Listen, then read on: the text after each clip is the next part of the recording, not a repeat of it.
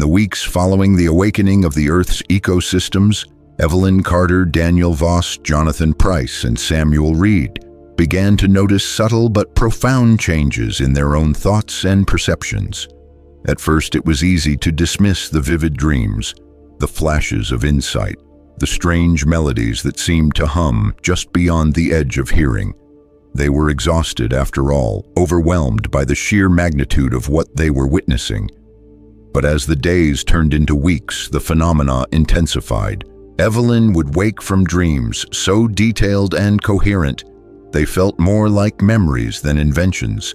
She saw sprawling forests with geometries unlike any found on Earth, towers of living crystal cities, woven from vines and light patterns of life that obeyed laws unfamiliar yet deeply intuitive.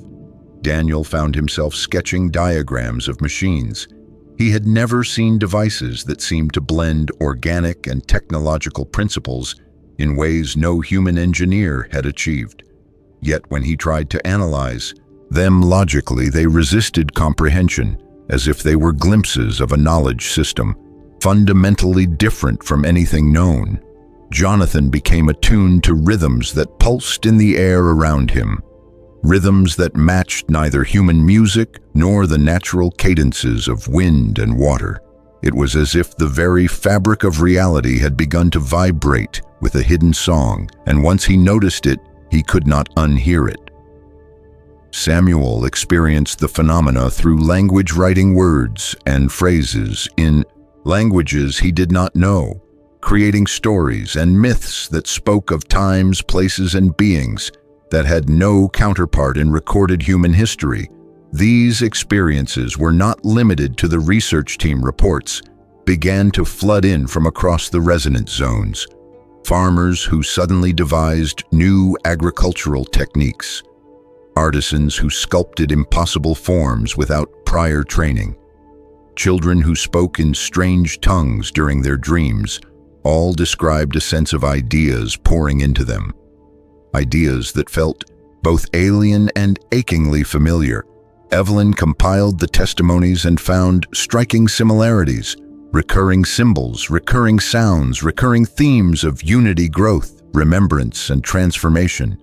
Daniel compared the emerging patterns to known mythologies and found eerie correspondences, not exact matches but echoes, suggesting that the dreams and visions might be tapping into a reservoir of knowledge older than any known civilization. Jonathan recorded the ambient sounds and various resonance zones and discovered underlying harmonic structures, complex interweaving frequencies that seemed to carry information beyond mere noise. Samuel cataloged the spontaneous myths being generated, noting that they often revolved around themes of exile, awakening, and homecoming.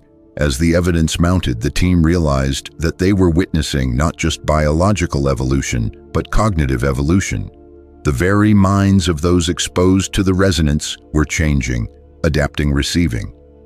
Evelyn proposed that the resonance might be activating latent capacities within the human brain, pathways of thought, perception, and creativity that had lain dormant until now. Daniel speculated that DNA itself might carry embedded information, not just for physical traits but for cognitive templates, memories encrypted within the double helix, waiting for the right signal to unlock. Jonathan suggested that the Earth was not simply a planet undergoing ecological recovery, but a living archive, a repository of ancient wisdom, awakening and seeking new expression. Samuel posited that what they were experiencing was not hallucination, but revelation, a flood of stored knowledge demanding to be remembered and reborn. The team debated the implications if true. This would mean that humanity was not merely the product of Earth, but a participant in a much larger cosmic process, a bridge between past and future, between memory and innovation. Evelyn wondered whether other worlds had undergone similar awakenings, whether across the galaxy other civilizations had once been seeded with deep codes of memory and were now stirring into conscious awareness. Daniel noted that the sudden proliferation of new ideas was not random but organized, structured, according to principles that hinted at an underlying intelligence. Jonathan observed that the new art forms emerging across the resonance zones often displayed fractal symmetry, multidimensional patterns, and mathematical relationships far beyond the formal training of their creators. Samuel recorded that the myths and stories arising spontaneously in disparate cultures shared motifs and archetypes, suggesting a common source, a deep narrative buried in the collective unconscious. The phenomenon was not without its dangers. Not all who experienced the influx of ideas responded with wonder. Some were overwhelmed, driven to madness by the flood of imagery and sensation. Others twisted the new knowledge into instruments of control and domination, especially in the chaotic zones where fear already ruled. Evelyn cautioned that the ideas themselves were neutral. It was the state of the receiver that determined whether they were used for creation or destruction. Daniel proposed creating cognitive sanctuaries, safe spaces, where individuals could process the influx of knowledge with guidance and support. Jonathan composed music designed to stabilize and harmonize the mental states of those undergoing resonance-inspired awakenings. Samuel crafted stories that framed the new experiences within archetypal journeys of growth, healing, and transformation. As they worked, the team began to sense that they were part of something vast and ancient, a process far larger than their individual lives. Evelyn often described it as tuning into a cosmic broadcast, a song of memory carried by the very fabric of life itself. Daniel likened it to the blossoming of a seed, planted eons ago, now breaking through the soil of consciousness into the light of a new age. Jonathan envisioned a future where human, culture, art, science, and spirituality were all woven together into a living tapestry of resonance and remembrance. Samuel saw humanity poised on the edge of a great remembering, a chance to reclaim its forgotten heritage and step into a larger story.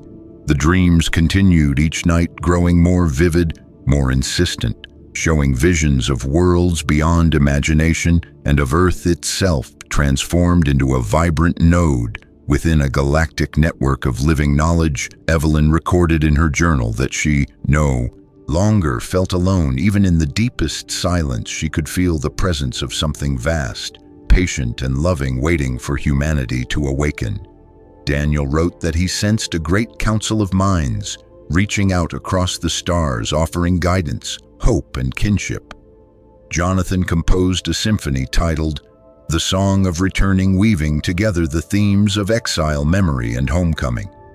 Samuel ended his chronicles with a single line: "We are not alone, we have never been alone." And as the auroras brightened and the resonance fields pulsed stronger, the team knew that the true journey was only beginning. They stood together under a sky that seemed to breathe with life, their minds alight with visions of what could be their hearts, steady with the knowledge that the future was not something to be feared, but something to be remembered, something to be reclaimed. As Evelyn Carter, Daniel Voss, Jonathan Price, and Samuel Reed continued to study the awakening of the Earth, they began to realize that the phenomenon was not confined to isolated visions or personal awakenings. It was rippling outward, shaping entire communities, especially those closest to the strongest resonance zones. Reports began arriving from villages, farms, and settlements where strange new practices were emerging without any clear origin. Farmers who had never studied advanced mathematics began organizing their crops into intricate fractal patterns, maximizing yield, water retention, and soil health in ways that traditional agricultural science had only theorized. Builders and artisans with no formal architectural training were constructing dwellings and communal spaces that blended seamlessly with the environment, structures that adapted to weather patterns, absorbed and purified air and water, and even subtly shifted shape over time to accommodate the needs of their inhabitants. Musicians who had never touched an instrument before began composing songs that harmonized with the natural resonance of their surroundings, creating melodies that seemed to strengthen the vitality of nearby plants, animals, and people alike. Evelyn documented a village where farmers rotated their fields, not by season or crop type, but according to harmonic cycles tied to the Earth's new vibrational patterns. These cycles increased soil fertility at rates previously deemed impossible. Daniel visited a coastal town where fishermen had abandoned engines and nets and instead worked with the natural flows of the tides, guided by patterns in the stars, and the new songs of the oceans catching what they needed without depleting the fish stocks. Jonathan traveled to a mountain community where entire choirs had formed spontaneously, singing complex polyphonic arrangements that synchronized with the rhythms of the wind, the trees, and even the movements of animals nearby. The effect on local ecosystems was astonishing, increasing biodiversity and stabilizing fragile habitats. Samuel collected stories from nomadic tribes who claimed to follow the Earth's new dreaming paths, lines of energy that shifted across the land, telling them when to move, when to stay, and when to sing new songs into being. The most remarkable aspect of all these phenomena was that the people involved could not explain how they knew what they knew when asked. They would simply say, "It felt right." It felt obvious, as if they were remembering rather than inventing. Evelyn theorized that the resonance was activating latent biological and cognitive pathways, unlocking ancestral memories, or perhaps even older cosmic memories embedded in the very fabric of life. Daniel proposed that these communities were tapping into a kind of biological internet, a living network of knowledge that had been dormant, waiting for the right frequency to awaken. Jonathan suggested that music, sound, and rhythm were acting as carriers or amplifiers for the new knowledge-resonant technologies for tuning human consciousness to the Earth's awakening. Samuel wrote that these practices were not merely functional. They were expressions of a deeper relationship with the world, a form of communication and collaboration with the biosphere itself. The new agricultural methods were breathtaking to behold. Fields were planted in swirling fractal geometries that optimized sunlight absorption, nutrient flow, and pollination corridors rather than exhausting the land. These fields seemed to heal it, drawing nutrients upward from deep soil layers and replenishing depleted minerals. Naturally, crops grown in these patterns were more resilient to drought, pests, and disease, requiring no chemical intervention. The architecture that emerged was equally astonishing. Homes and public spaces were grown rather than built. Using living materials like vines, mycelium, and engineered coral-like structures, these homes adapted to their occupants' changing color, to regulate temperature, shifting orientation, to capture breezes and light, repairing minor damage automatically without human intervention. Cities began to resemble living forests, humming with subtle energy flows, balancing human needs with the needs of the ecosystems they inhabited. Music and sound played a central role in all of these developments. Songs were composed not just for human entertainment, but for practical and spiritual purposes, to calm storms, to encourage plant growth, to soothe frightened animals, and to mark the rhythms of planting, harvesting, healing, and mourning. Evelyn observed that communities practicing eco-resonant music experienced lower rates of conflict, faster healing from illness, and a profound sense of shared purpose and identity. Daniel noted that the designs arising in architecture and agriculture often mirrored patterns found in sacred geometry, ancient mandalas, and even the molecular structures of DNA, suggesting a universal language of form and function. Jonathan composed and recorded hundreds of new melodies inspired by the natural harmonics. He encountered using them as templates to facilitate further community innovations. Samuel gathered the new myths and legends arising in these communities, stories of earth spirits, star ancestors, and living songs that guided creation and remembrance. These myths were not imposed from outside, but grew organically, reflecting the lived experiences of the people. The researchers realized that what they were witnessing was not a random assortment of miracles, but the emergence of a coherent alternative civilization, a way of living that did not separate humanity from nature, but wove the two together into a single resonant fabric. Evelyn pointed out that these communities were not reverting to primitive lifestyles. They were advancing, but along a different trajectory than industrial civilization, a trajectory that emphasized complexity, resilience, adaptability, and beauty. Daniel emphasized that these innovations were scalable, applicable to cities as well as villages, suggesting that the resonance could transform the entire human relationship with the earth if embraced. Fully, Jonathan dreamed of a future where every human settlement was a living song, a dynamic harmony of people, plants, animals, water, and air. Samuel envisioned a new kind of storytelling, a weaving of memory and music that could carry the wisdom of the awakening across generations and continents. But they also recognized that this nascent civilization was fragile, threatened by external pressures from chaotic zones, by the inertia of old ways, and by the fear of change.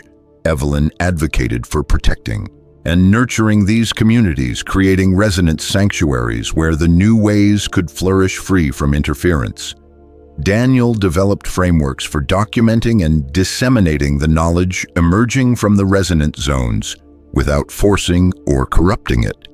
Jonathan organized gatherings of musicians, artisans, and farmers to share techniques and experiences, strengthening the living network. Samuel composed epics chronicling the birth of the resonant civilization, giving voice to the hopes and struggles of this new awakening. And so, as the old world stumbled in confusion and resistance, a new world sang itself into being, not through conquest or decree, but through gardens grown in fractal spirals, through homes that breathed, through songs that wove heart to stone to leaf to star. Evelyn, Daniel, Jonathan, and Samuel stood at the threshold of this new era, knowing that they were witnessing the rebirth of something ancient, something forgotten but not lost. The earth was dreaming again, and humanity, if it chose to listen, could dream with her. As Evelyn Carter, Daniel Voss, Jonathan Price, and Samuel Reed continued their observations, it became increasingly clear that not all regions touched by the resonance responded in the same way. While some communities flourished, creating harmonious technologies, arts, and ecosystems, others descended into darker manifestations in the chaotic zones. Those areas where fear, mistrust, and trauma were already deeply rooted, the awakening signal did not bring forth healing. Instead, it amplified the fractures. The signal was refracted through the collective wounds of humanity, twisted into forms of domination, conquest, and destruction. Evelyn first noticed the divergence when reports began to surface from chaotic zones describing new technologies and social structures emerging not to heal or nurture, but to control, to suppress, and to wage war.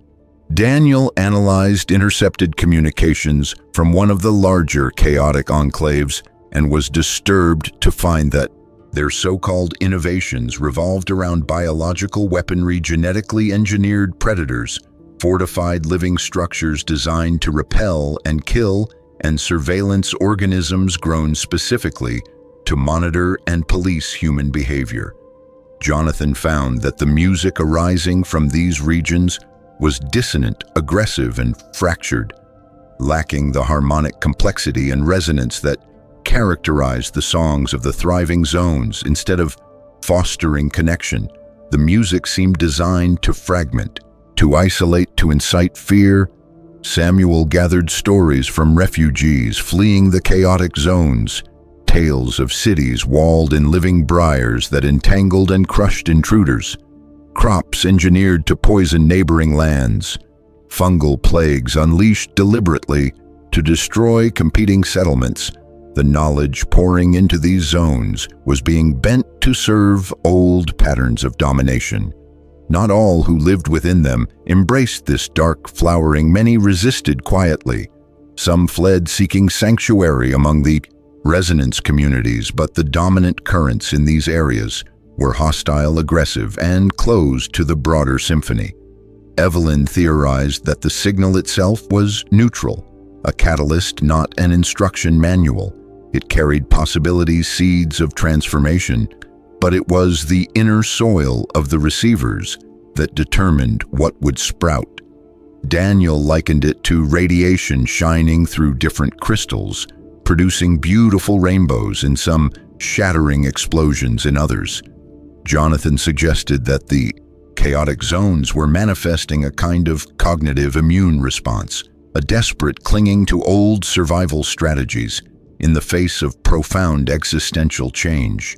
Samuel observed that the myths arising from the chaotic zones were darker, reflecting narratives of chosen people embattled against a hostile universe, heroes justified in any atrocity by their divine right to survive.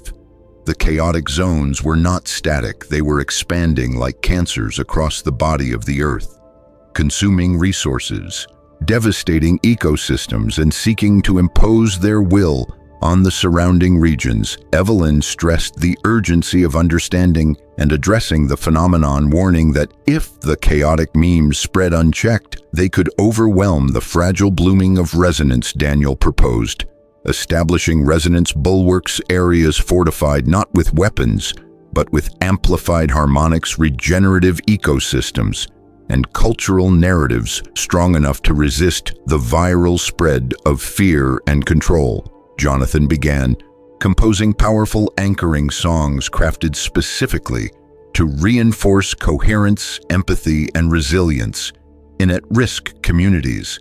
Samuel worked on crafting new myths and legends, stories that could inoculate the mind against the seduction of domination narratives, myths that celebrated collaboration, adaptability, and belonging. They recognized, however, that direct confrontation with the chaotic zones would only feed the cycle of violence. Conflict would validate the narratives of threat and persecution, that the chaotic systems thrived upon. Evelyn advocated for a strategy of radiant example, living embodiments of an alternative, a world where life thrived without conquest, where strength was measured by the ability to nurture, not to dominate. Daniel developed subtle ways to introduce resonance catalysts into contested areas, biodegradable seeds carrying fractal growth patterns, harmonic beacons disguised as art installations.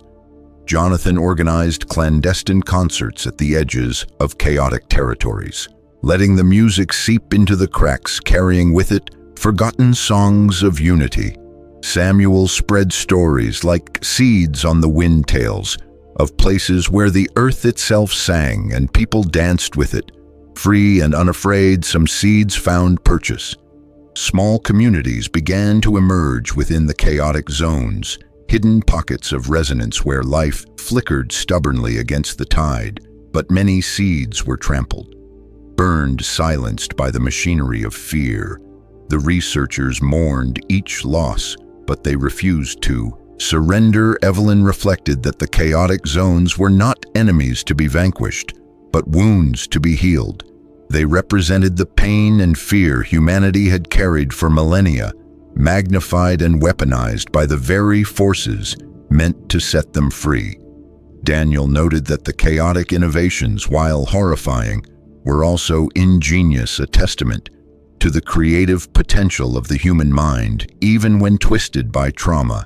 Jonathan composed an elegy for the chaotic zones, a song of mourning and hope woven together, recognizing the suffering while calling forth the possibility of transformation. Samuel wrote that every story of a heart hardened by fear could end differently if given a new song, a new memory to awaken. Evelyn proposed that healing the chaotic zones would require more than technology or policy. It would require a revolution of consciousness, a remembering of belonging so deep that no narrative of separation could stand against it.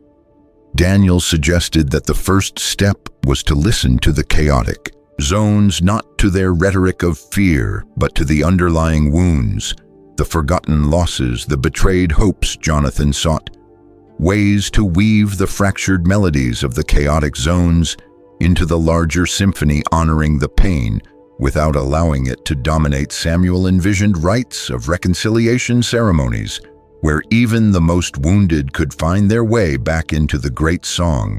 They knew the path would be perilous.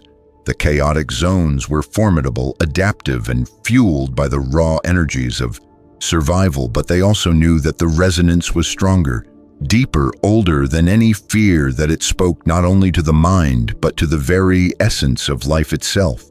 And so they persevered, planting gardens on battlefields, singing songs into the teeth of storms, weaving stories into the broken places. Evelyn often stood at the edge of resonance zones, looking out across the scarred landscapes of chaos. Her heart heavy, but her spirit unyielding. She knew that some wounds might never fully heal. But she also knew that life always reached for the light, that every song of healing mattered. Every act of remembering was a thread in the tapestry of renewal. Daniel continued to refine the technologies of resonance, subtle tools of healing and connection. Not weapons, but bridges. Jonathan traveled tirelessly, carrying his music to any who would listen. Even if only a handful of seeds took root, it would be enough. Samuel chronicled it all, the triumphs, the failures, the quiet miracles, the stubborn hopes.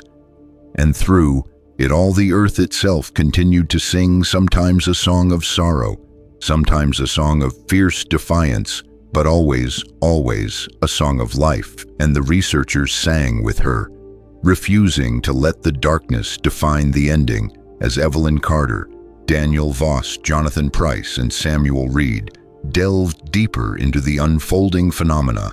They began to entertain a hypothesis that at first seemed too vast, too audacious to be real.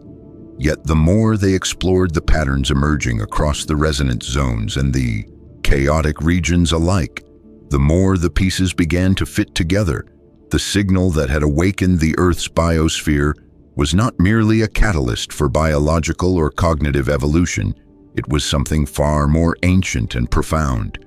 It was a transmission of memory, a surge of knowledge woven into the very fabric of living systems. They posited that Earth was not a solitary experiment, not a unique cradle of life, but one node among countless others scattered across the stars, a participant in an ancient network of biological intelligence stretching back millions, perhaps billions of years. Evelyn compared it to a cosmic mycelial network, a web of living memory that spanned worlds, connecting diverse biospheres through patterns of resonance, growth, and remembrance. Daniel suggested that the signal was less like a message and more like a song, a melody designed not to be understood intellectually, but to be felt, to be remembered at a cellular, even atomic level. Jonathan proposed that the human brain itself was wired to receive such songs, that deep within its structure lay dormant circuits, waiting for the right frequencies to awaken them. Samuel imagined the Earth as a library of living stories. Each ecosystem, each species, each strand of DNA, carrying a fragment of a much greater narrative. They theorized that when Earth was young, it had been seeded with these deep codes planted by ancient travelers who understood that life is the most durable and adaptive vessel for memory, that across eons, Earth had drifted into isolation, its link to the larger network weakened or severed by cosmic distances, by evolutionary divergences, or perhaps by cataclysms. Forgotten to human history now, with the resonance growing stronger, that connection was being restored. The memories were returning not as clear images or direct instructions, but as dreams, intuitions, creative surges, visions that guided rather than dictated. Evelyn pointed to the spontaneous emergence of fractal agriculture, living architecture. and echo-resonant music as evidence that the returning knowledge was practical, applicable to the needs and challenges of the present, yet rooted in patterns far older than any human culture. Daniel noted that the symmetries appearing in plant growth, urban designs, and social structures mirrored mathematical constants found in the oldest known cosmic formations, hinting at a shared blueprint that transcended individual worlds. Jonathan found that the new music resonated not just with human emotions, but with the electromagnetic fields of plants, water, and even the earth itself, suggesting a harmonization across scales and species. Samuel observed that the myths and legends rising spontaneously in resonance communities often contained motifs of stars, of journeys across space, of kinship with other worlds and beings, themes too persistent and too widespread to be dismissed as coincidence. The team realized that they were not merely studying a biological event. They were participants in a planetary awakening and initiation into a much larger cosmic community.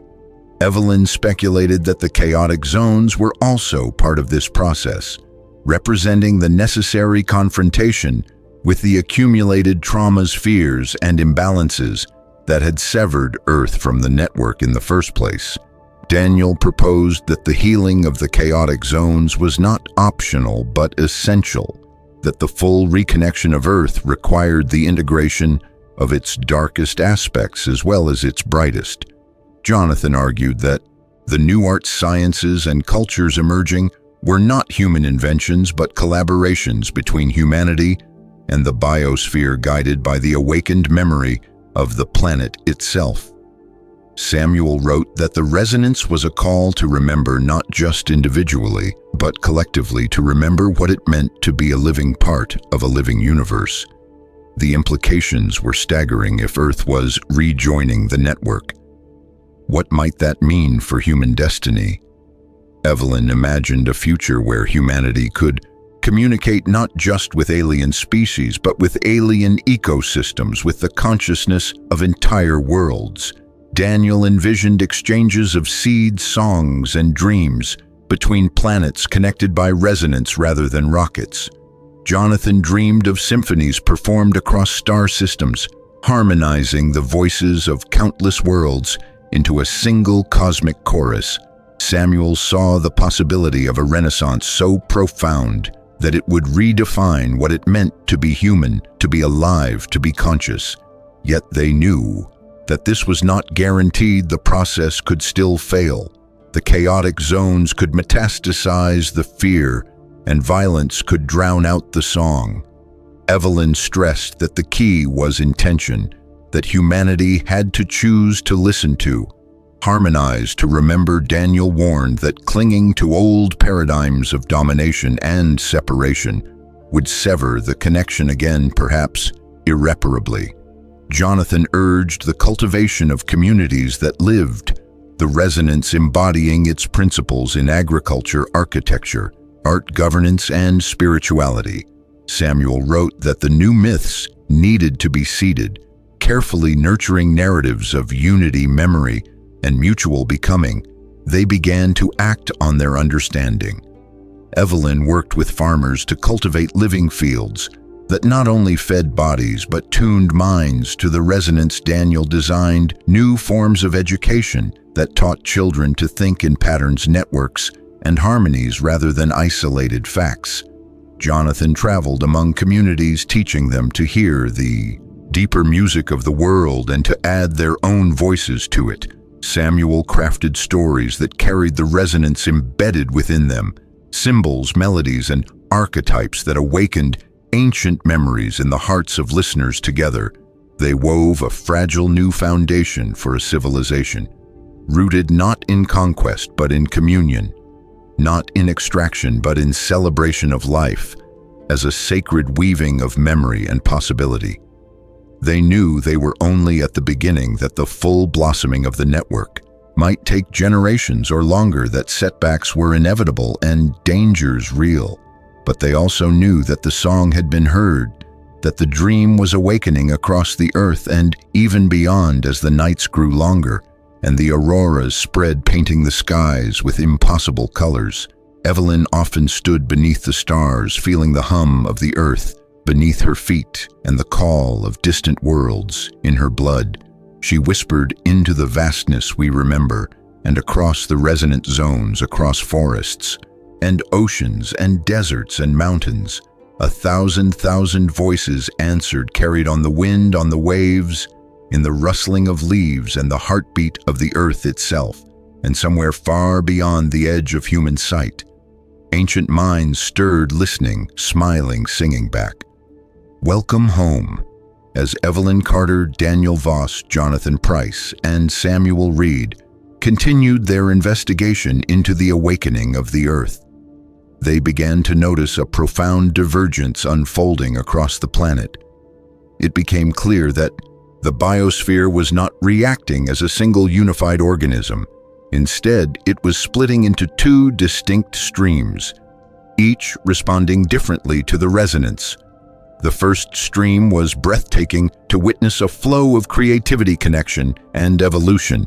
In the resonance zones, life was blooming in ways that transcended anything previously recorded. Ecosystems regenerated at astonishing rates. Species adapted harmoniously to new environmental conditions, and human communities discovered new methods of living in concert with the natural world. There was a palpable sense of cooperation, not just between people, but between species, between land and sky, between water and seed. It was as if a deep intelligence was guiding them, drawing forth latent potentials that had long slept beneath the surface. Evelyn documented entire forests that began to exhibit fractal growth patterns, maximizing sunlight, water use, and biodiversity. Daniel observed coral reefs that had been bleached and devastated only a decade before now returning not only to their former vitality but evolving new symbiotic relationships among their inhabitants. Jonathan recorded music that arose spontaneously from the resonance community's compositions that resonated with frequencies known to enhance plant growth, heal emotional trauma, and synchronize human brainwaves. Samuel chronicled new myths emerging among the people, tales of unity with the earth, of partnership with the stars, of rebirth through collaboration and listening. Stream of Harmony, as they came to call it, was a dance of memory and renewal, an invitation for humanity to rejoin the symphony of life, not as masters but as participants. However, alongside this blossoming, there was another stream, a darker, harsher current. The chaotic zones continued to fester and grow, and the life forms emerging there bore little resemblance to the vibrant co-creative explosion seen in the resonance zones. Instead, the chaotic biospheres twisted into forms of conquest, exploitation, and self-destruction. Forests turned predatory, sending out parasitic vines that strangled anything unfamiliar. Animal species mutated into hyper-aggressive variants, hunting not for survival but seemingly for domination. Microbial plagues arose, sweeping through ecosystems without regard for balance or sustainability. Human communities within the chaotic zones mirrored this biological shift, adopting increasingly rigid authoritarian structures, weaponizing the newly emergent life forms to exert control over both nature and each other. Evelyn noted that the architecture in these zones became grotesque living fortresses built from fleshstone and vine, designed to repel rather than embrace, to dominate rather than nurture. Daniel observed that technologies emerging from the chaotic zones were short-sighted, extractive, and ultimately self-destructive, burning through resources in a desperate race for supremacy. Jonathan recorded music from these regions and found it jarring, dissonant, filled with frequencies that agitated rather than soothed, amplifying fear, aggression, and isolation. Samuel gathered the myths and stories being told, and they were filled with narratives of eternal warfare, betrayal, inevitable decay, and the glorification of survival at any cost. The stream of chaos, as they termed it, was a rejection of the invitation to evolve, a doubling down on the ancient wounds of fear, separation, and domination. It was a mirror showing humanity what it might become if it chose to cling to its old patterns. Evelyn proposed that the splitting of the biosphere was not a failure, but an inevitable sorting, a cosmic choice point where all life was being asked to align with one current or the other. Daniel likened it to a river reaching a fork, where each droplet must choose which path to follow, one towards renewal and complexity, the other towards entropy and collapse. Jonathan reflected that both streams arose from the same signal, but the reception was colored by the internal state of the receiver. Harmony for those who embraced remembrance, chaos for those who surrendered to fear. Samuel wrote that this was not simply a battle for the fate of Earth, but a profound test of consciousness itself, a moment of planetary decision with consequences that would echo far beyond this world. They debated what could be done, whether it was possible to heal the chaotic zones, to bridge the divide, or whether the streams must be allowed to follow their courses to their natural conclusions. Evelyn advocated for continued efforts to seed resonance within the chaotic zones, believing that every life turned toward harmony strengthened the whole. Daniel warned that intervention must be careful, patient, and free of coercion, or it would only deepen the wounds. Jonathan composed new musical pieces designed to weave together the disparate frequencies of chaos and harmony, seeking points of resonance even in the discord. Samuel crafted stories that honored the pain of the chaotic zones without glorifying it, stories that offered a path of transformation without denying the reality of suffering. They recognized that the splitting of the biosphere was not just happening outside, but within each person. Every heart was becoming a battleground between the currents of fear and the currents of love. Every choice, every word, every act either wove deeper into the song of life or frayed the fragile threads holding the world together. Evelyn often spoke of tending the inner garden, aligning personal consciousness with the stream of harmony as the first and most vital act. Daniel emphasized building communities rooted in shared remembrance and mutual flourishing as bulwarks against the spread of chaos. Jonathan encouraged the proliferation of art, music, and ritual as tools for tuning the collective field. Samuel called for the weaving of new myths, strong enough to carry a civilization across the threshold, and so they worked tirelessly, even as the world around them polarized as ecosystems aligned themselves more fully with one stream or the other, as cities either blossomed into living gardens or hardened into fortresses of fear. They carried forward the fragile light of a different possibility. Evelyn stood often at the borderlands where resonance and chaos met, listening, feeling, sensing the great struggle playing out at every level of being. Daniel mapped the expanding territories of each stream, seeking patterns, points of leverage, hope. Jonathan sang songs into the twilight, knowing that even one heart turned could ripple outward in ways unseen. Samuel told stories by firelight, planting seeds of memory in soil parched by despair, and the earth itself responded, breathing, singing, dreaming. Even as the split deepened, even as the stakes grew higher, Evelyn whispered often into the wind, "We choose life," and sometimes, just sometimes, the wind whispered back, and somewhere beyond the stars, ancient voices listened and waited. As Evelyn Carter, Daniel Voss, Jonathan Price, and Samuel Reed reflected on the great divergence unfolding across the earth, they realized that the question facing humanity was no longer abstract nor distant. It had crystallized into a stark and immediate choice, a choice that would determine not just the fate of civilizations, but the very place of humanity within the broader fabric of life itself.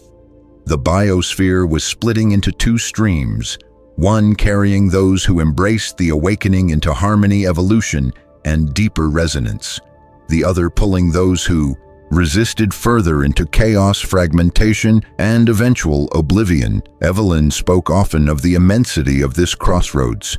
Humanity could no longer exist in a liminal state, disconnected from the living memory of the cosmos. It would either remember and ascend into a new form of existence, or it would collapse under the weight of its own refusal to evolve. Daniel likened the situation to a great cosmic garden, tended by countless worlds for eons. Humanity had been a seed planted in rich soil, nurtured by countless unseen hands, but seeds were not meant to remain dormant forever. The time of germination had come. Those who opened to the new light would grow. Those who refused would wither. Jonathan saw it in the music. The new compositions arising from the resonance zones were not merely beautiful. They were alive, vibrating with codes of transformation, carrying the deep harmonics of the living universe. Those who listened allowed the music to rewire their thoughts, reshape their emotions, open hidden channels of memory and creativity. Those who turned away from the music clung to old patterns of fear, dominance, and isolation, cutting themselves off from the rising tide. Samuel wove it into his stories, tales of ancient peoples who faced similar thresholds, who either joined the great dance of life or disappeared into forgotten dust. He warned that forgetting was always an option, always a temptation, but remembrance led to becoming something greater, something unimaginable to those trapped in the confines of the old self. The choice presented itself everywhere in the dreams. People dreamed in the art they created, in the structures of their societies, in the way they treated the earth and one another. Evelyn described two kinds of dreams that had begun to spread like twin rivers through the collective unconscious. In the resonant zones, people dreamed of weaving. Growing, singing, they saw themselves as part of a vast, luminous web. Each life a thread, each action a note in an endless symphony. In the chaotic zones, people dreamed of walls, weapons, betrayals, survival at the expense of others, isolation amidst a crumbling world, two futures calling, two destinies unfolding. Daniel saw it in the sciences as new technologies emerged from resonance communities, technologies that healed rather than harmed, that enhanced ecosystems rather than extracting from them, that fostered connection rather than control. Meanwhile, chaotic zones raced to develop ever more destructive weapons, more invasive surveillance systems, more sophisticated methods of domination and exploitation. Jonathan heard it in the songs that rose from different parts of the world. Some songs carried melodies that lifted the soul, tuned it to the frequencies of hope and memory. Others pounded with discordant rage, magnifying wounds rather than healing them. Samuel chronicled myths of division, myths where some chose to ascend walking paths of light and memory, while others fell into darkness, devouring themselves in endless cycles of conflict and decay. They all agreed that the choice was not external, it was internal, made anew in each heart. Each moment it was not imposed from outside, but called forth from within. Evelyn warned that the danger was not merely an external conquest, but an internal betrayal. The temptation to fall back into fear when faced with the vastness of change. Daniel emphasized that survival was not enough.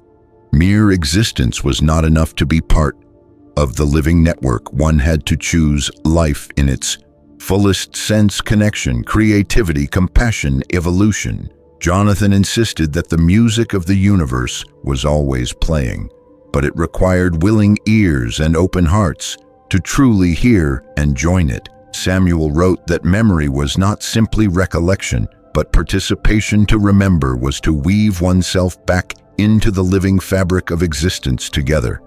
They worked to illuminate the choice for others. Evelyn taught farmers to listen to the land, to plant, not merely for profit, but for partnership. Daniel taught engineers to design with living systems rather than against them, Jonathan taught musicians to attune themselves to the subtle harmonies of earth and sky. Samuel told stories that reawakened ancient instincts of belonging, hope, and reverence, yet they knew they could not force the choice. Humanity must be free to decide, even if that freedom carried the risk of annihilation.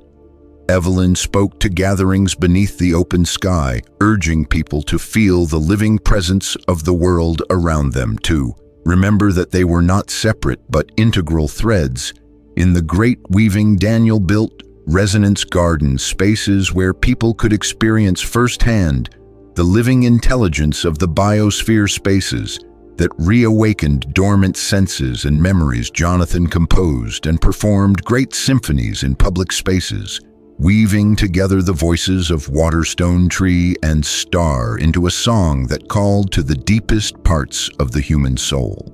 Samuel traveled from village to city, spinning tales that planted seeds of possibility, whispering of futures where humanity walked among the stars, not as conquerors but as kin. Even as they worked, the world grew more polarized, the resonance zones flourishing, expanding, glowing with new life. The chaotic zones hardening, darkening, coiling tighter around their fears and wounds.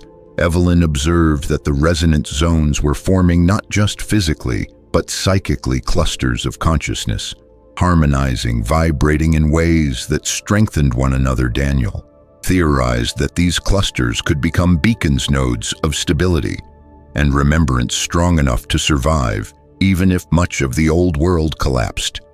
Jonathan dreamed of a time when the earth itself would become a song so powerful, so beautiful, that it would draw other worlds to join their voices. To it, Samuel imagined Earth as a jewel in the living network, a beacon of hope and renewal, shining across the dark vastness of space. But all of this hinged on the choice being made now. Each day, each moment, Evelyn often stood at the edges of the resonance zones, gazing out across the shattered landscapes of chaos, feeling the pull of sorrow and hope intertwined. Daniel mapped the subtle expansions and contractions of resonance, sensing where life leaned toward memory and where it recoiled. Jonathan listened to the subtle shifts in the planetary symphony, noting new harmonics where once there had been only noise. Samuel gathered the whispered stories, the small victories, the tiny seeds of change, and carried them forward, knowing that even the smallest act of remembrance could tip the balance. And so they continued, planting, singing, telling, dreaming, knowing that the hour was late, but not yet past. Knowing that the earth was listening, that the cosmos was watching, that life itself waited, breath held, for humanity to choose to step forward into remembrance, or fall back into forgetting, to rise or to vanish, to sing, or to be silent forever. As Evelyn Carter, Daniel Voss, Jonathan Price, and Samuel Reed continued their observations, they realized that strange phenomena were no longer isolated or rare. They had become widespread, undeniable, and transformative across the globe. The skies began to change, first subtly, then dramatically. What had once been the familiar canopy of stars took on new hues, subtle shifts in color and texture, rippling waves of light not confined to the polar regions, but unfurling across the skies of every continent. At first, people thought it was an extension of the auroras, dazzling displays of greens, blues, purples, and reds, but soon it became clear that something far greater was at work. The skies themselves seemed alive, dynamic, responsive to unseen currents. Evelyn recorded nights where the heavens pulsed in rhythm with the songs sung by resonance communities, great curtains of color descending and rising as if breathing with the earth. Daniel measured electromagnetic fluctuations that accompanied the displays, discovering patterns of coherence that had no precedent in known atmospheric phenomena.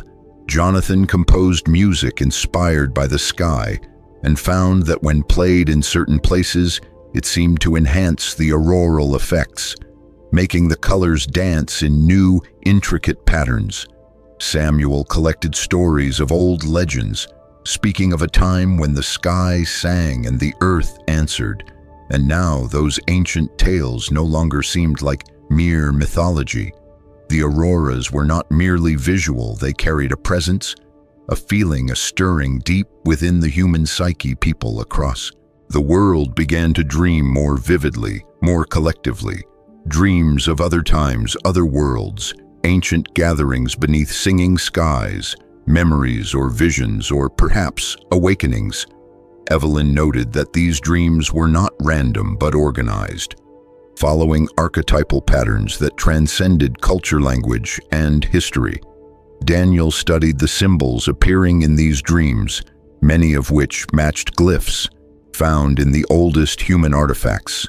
Cave paintings, megalithic carvings, forgotten temples, symbols thought to have no meaning now recognized as resonant keys. Jonathan found that certain melodies emerging from the dreams matched harmonic sequences encoded in the DNA of multiple species, as if the memory was written not only into the mind but into the body itself. Samuel chronicled the reawakening of forgotten stories, myths long dismissed as superstition, now surfacing with startling clarity and relevance. It was as if humanity was being called to remember not just its own history, but a cosmic history, lineage of life stretching across the stars. The auroras became a kind of global heartbeat, visible reminders of the great unfolding Evelyn spoke to, communities under the swirling skies, urging them to listen to the dreams, to honor the memories rising within them. Daniel developed tools for capturing the electromagnetic signatures of the auroras, translating them into music and images that could be shared and studied. Jonathan organized concerts where musicians improvised with the living sky, weaving human creativity into the cosmic symphony. Samuel gathered dreamers and storytellers, encouraging them to share the visions they received, weaving a collective tapestry of memory and hope. The changes in the sky were accompanied by changes on the ground, subtle shifts in plant growth, animal behavior. Even the movement of the ocean's trees blossomed out of season, not in chaos, but in new fractal harmonies. Birds migrated along new paths, guided by invisible streams that aligned with the auroral flows. Whales sang songs of unusual complexity, matching the rhythms of the pulsing sky. Evelyn theorized that the biosphere was synchronizing with the larger cosmic field, tuning itself to the returning memory. Daniel suggested that the Earth itself was becoming an instrument, a living resonator, amplifying and broadcasting the ancient song. Jonathan proposed that humanity was being offered a chance not merely to survive, but to join the chorus as conscious participants. Samuel envisioned Earth becoming a beacon, a lighthouse in the dark sea of space, calling out to other worlds, reawakening lost connections. Yet the awakening was not without struggle. The chaotic zones reacted violently to the changes in the sky, interpreting the auroras as threats, omens, declarations of war in these regions. The dreams turned dark, twisted into nightmares of conquest and apocalypse rather than remembrance and renewal. Evelyn observed that where communities opened their hearts to the sky, healing and innovation flourished. But where fear prevailed, the same energies fed paranoia, division, and aggression. Daniel worked tirelessly to create bridges between resonance and chaos, crafting devices that translated the auroral symphonies into tangible experiences that even the most hardened hearts could not easily deny. Jonathan traveled to the edges of the chaotic zones, playing music beneath the living skies, inviting all who would listen to feel the deeper harmony. Samuel spun new myths, reframing the auroras not as weapons or warnings, but as ancient friends returned from long exile, calling their scattered kin home. The phenomena grew stronger, nights ablaze with color dreams, filled with ancient architectures, living ships, soaring through singing stars, gardens that stretched across worlds, memories of hands not human yet tender planting seeds of life across 1,000 planets. Evelyn often stood beneath the shimmering sky arms, open, feeling the memories pour through her like rivers of light. Daniel captured the patterns of the auroras and overlaid them with ancient star charts, finding alignments that suggested deliberate communication maps. Guides, invitations, Jonathan composed an epic symphony integrating the auroral melodies, the human heartbeats, the songs of whales and wolves and wind. Samuel recorded the unfolding story, weaving it into a living chronicle, a testament to the moment when humanity stood at the threshold of cosmic remembrance. As the phenomena intensified, old boundaries continued to dissolve. The distinction between dream and waking blurred memories long thought lost returned to individuals and communities. People began to recall skills they had never learned, languages they had never studied, understandings of ecosystems, technologies, art forms, all flowing back into consciousness. Evelyn emphasized that this was not magic or fantasy, but a natural process of reconnection. Daniel posited that memory was not housed solely in brains, but in the very fabric of space-time encoded in the resonant fields that bound life together. Jonathan argued that music was the bridge, the medium through which fragmented memories were reintegrated into living awareness. Samuel told the people that they were not inventing new futures, but remembering old promises, ancient covenants made before history began, and now called to be fulfilled in a new age. And still the sky sang, sometimes softly, sometimes in roaring cascades of light, sometimes in intricate dances of color that defied description, and the earth answered, forests bending to unseen rhythms, oceans whispering new songs, mountains humming in deep, inaudible tones. Evelyn, Daniel, Jonathan, and Samuel knew that the choice still remained, that humanity must choose to step forward into remembrance or fall back into forgetting. But under the living skies, it became harder and harder to deny the truth, harder to pretend that the world had not changed forever, harder to cling to the illusions of isolation and separation.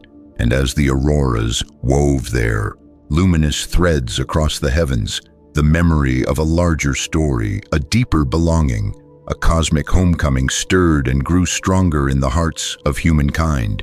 And somewhere beyond the veil of stars, ancient eyes watched, ancient songs stirred, and the great chorus of life held its breath, waiting for Earth to lift its voice and sing.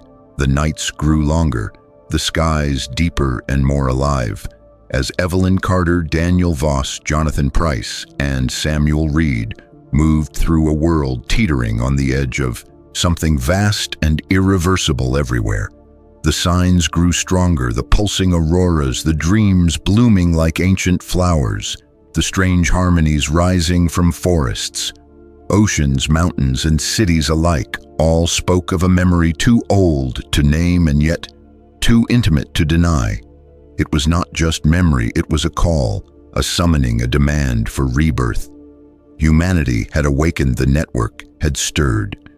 The ancient connections were pulling at the very fabric of life, and the earth itself seemed to hold its breath. Evelyn often stood beneath the shifting skies, feeling the immense presence pressing against the veil of reality, a presence vast and ancient and patient. It was not a voice, not words, but a resonance, a deep vibration humming in the bones of the planet and the hearts of all who listened. Daniel studied the electromagnetic fields that now danced unpredictably across the globe, finding rhythms and signatures that suggested intelligent patterns, not random fluctuations but coherent signals, like the breath of some slumbering giant growing steadily more insistent. Jonathan composed pieces he could barely understand, music that seemed to flow through him rather than from him, melodies that spoke of stars being born and dying, of civilizations rising and falling, of long pilgrimages across the emptiness between worlds. Samuel listened to the stories that people whispered around fires in halls, in fields under the living sky. Stories that were not inventions but remembrances, fragments of a heritage, lost but not destroyed. All these signs pointed to a single truth. The cosmic memory was not merely returning, it was demanding expression. It was reaching out through dreams, through song, through the very cells of every living thing, seeking a vessel, a bridge, a new embodiment, and humanity stood at the center of that demand. Evelyn wrote in her journal that the pressure of the memory was increasing, that those who resisted it felt it as anxiety, restlessness, even madness, while those who opened to it found themselves carried by currents of inspiration and wonder. Daniel warned that this was no passive awakening. The memory would not wait. Indefinitely it pressed. It called, it sang, and if unanswered, it would pass on seeking another vessel, another world, another chance. Jonathan saw it in the shifting harmonics, how certain regions grew brighter, more coherent, while others dimmed and fragmented.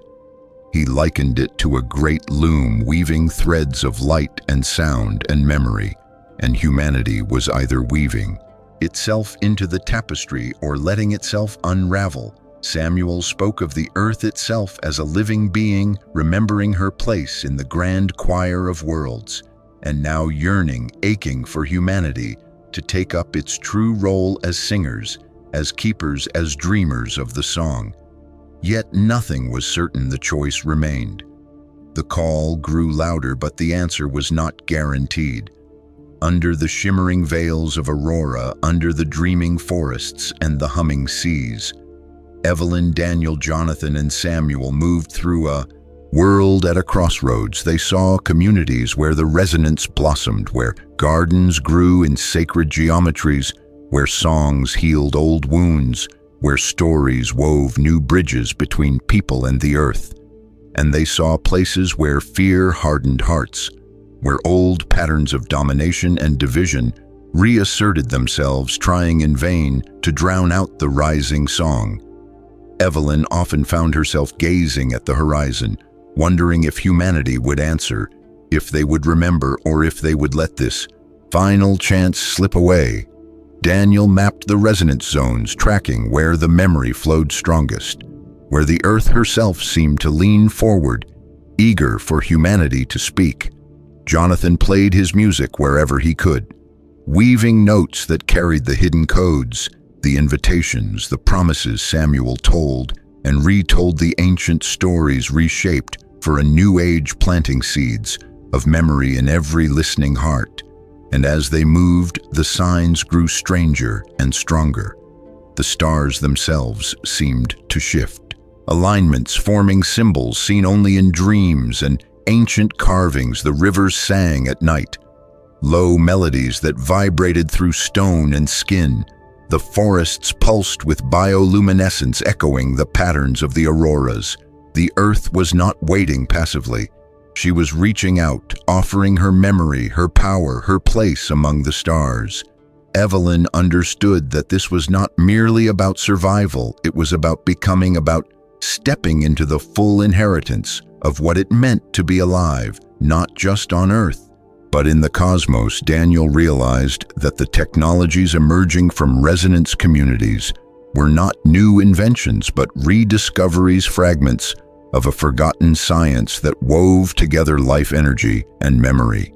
Jonathan felt it in every note, in every chord, the tension between forgetting and remembering, the bittersweet urgency of a moment that would not come again. Samuel wove it into his tales, how every world, every species was given moments like this, and how many failed, but some remembered, some chose to sing again and were forever changed.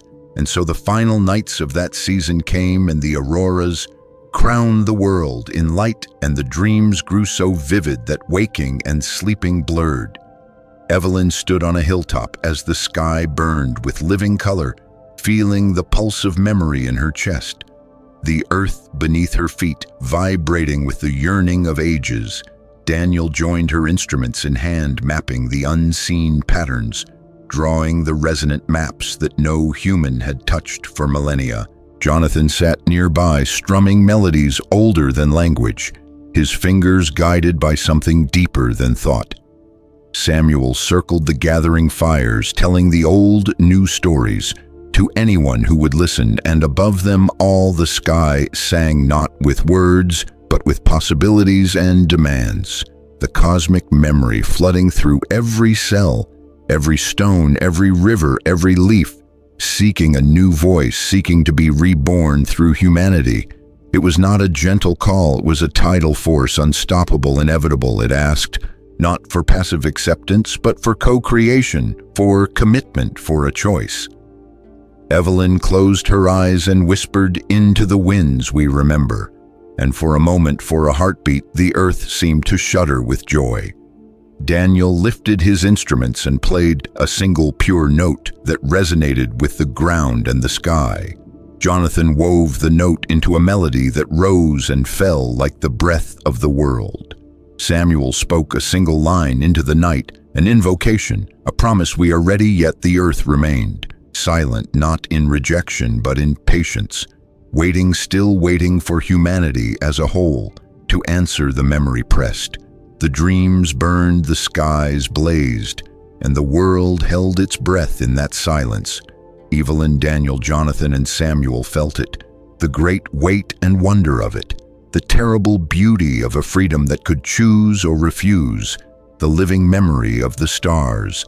And as the final lights of the aurora faded into the coming dawn, the earth still waited, heart beating slow and deep beneath the soil, beneath the seas, beneath the dreaming cities, waiting for the chorus to rise, waiting for humanity to claim its place in the song of worlds, or to fall into silence forever.